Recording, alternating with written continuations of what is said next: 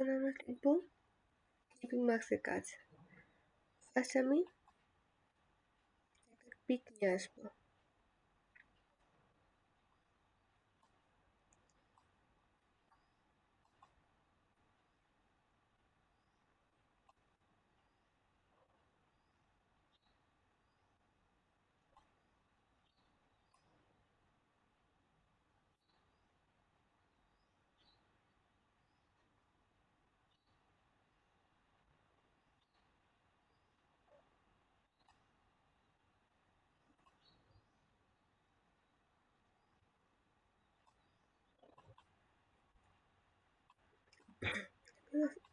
File থেকে একটা tiger ছবি নিয়ে নিলাম।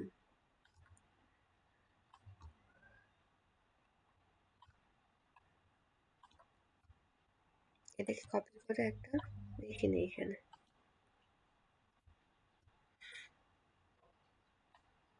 আমি এটাকে চাইবো ব্যাকগ্রাউন্ড রিমুভ করতে। যদি আমি ব্যাকগ্রাউন্ড রিমুভ করতে চাই তাহলে আমার কি করতে হবে?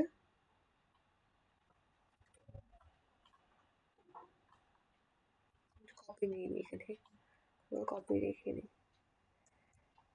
ব্যাকগ্রাউন্ড রিমুভ করতে গেলে এটাকে ধরবো, সিলেক্ট করব, ইমেজ ট্রেসে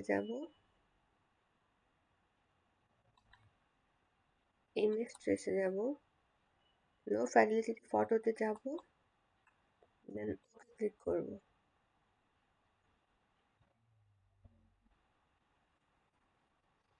আমার কাজ শুরু হয়ে গেছে।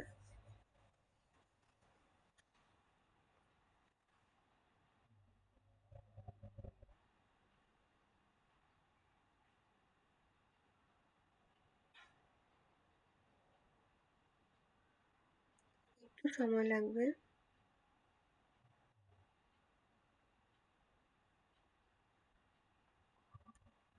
এখন এক্সপান্ড, রাইট ক্লিক, আনগ্রুপ। ওকে, এখন আমি এগুলো সবগুলো ধরতে পারছি। যদি আমি এখন ব্যাকস্পেস ক্লিক করি, এই যে আমার এগুলো সব চলে যাচ্ছে। ঠিক আছে, এগুলো সব রিমুভ হয়ে যাচ্ছে। তার মানে আমি আপনার যে ব্যাকগ্রাউন্ডগুলো ছিল এগুলো আমি ডিলিট করতে পারি। ওকে, এভাবে ব্যাকগ্রাউন্ড রিমুভ করতে হবে আমার যে কোনো পিকচার এভাবে ব্যাকগ্রাউন্ড রিমুভ করতে পারবো।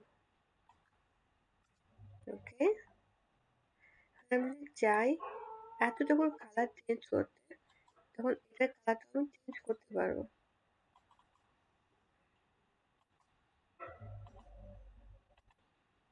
এই যে হয়ে গেছে, তাই না? আমি যদি চাই কালারটা চেঞ্জ করতে, এটা কালারটা আমি চেঞ্জ করতে পারবো। আমি এখানে কালার, এখানে কালার, এখানে কালার, সব কালার চেঞ্জ করতে পারবো। ওকে, তাহলে ইমেজ ট্রেস করে আমি ব্যাকগ্রাউন্ড রিমুভ করতে পারছি। ওকে, এটার কাজ আমার ক্লোজ, শেষ।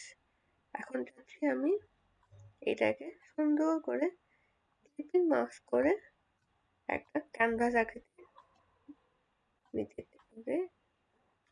এখন আমি এইখানটাতে যাব, পলিগন টুল নিই, নেওয়ার পর এখানে একটা নিলাম।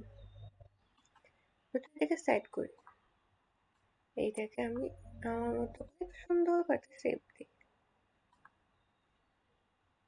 অলটা ধরে রেখে কপি নিচ্ছি।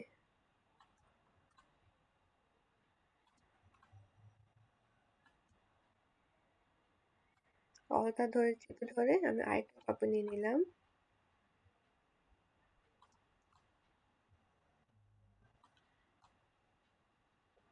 ধরে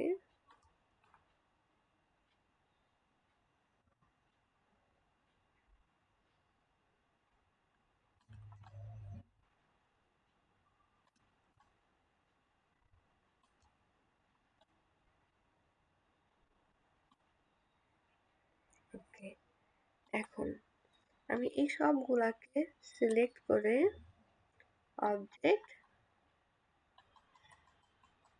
কম্পাউন্ড পাথ, মেক, দেন এই ছবিটাকে আমি এইগুলোর পিছনে নিয়ে আসবো।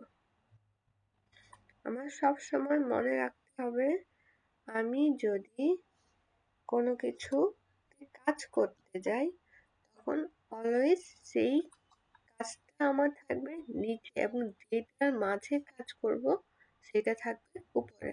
ঠিক আছে? আমি এটার মাঝে কাজ করতে যাচ্ছি, তো এটা থাকবে আমার উপরে।